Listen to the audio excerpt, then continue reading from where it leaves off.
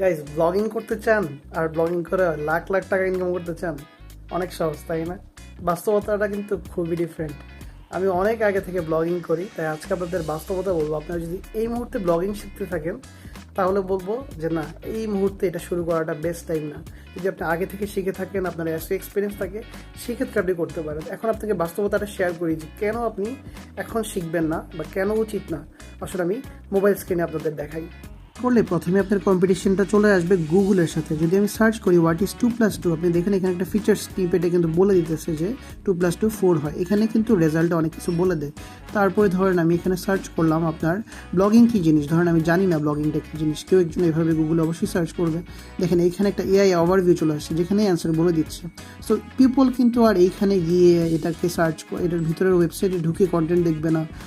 Content দেখলেই না তারপর আপনার অ্যাড শো হতো, তারপরে ইনকাম হতো বা অ্যাফিলিয়েট করতেন আপনি। কিন্তু এখানে কিন্তু এআই ওভারভিউতে অলরেডি সব কিছু বলে দিতেছে। এখানে কিন্তু যদিও ইন্টারনাল লিঙ্ক করা আছে, কিন্তু এই ইন্টারনাল লিঙ্কে কয়জন যাবে, সব কোয়েরি তো এখানে আপনার সলভ হয়ে গেল। সো এই জন্য বলি যে ব্লগিং এখন বেস্ট টাইম না। সো বাস্তবতাটাকে অবশ্যই মেনে নিতে হবে, আপনাকে বাস্তবতা মেনে তারপরে এগোতে হবে। সো ধন্যবাদ সবাইকে।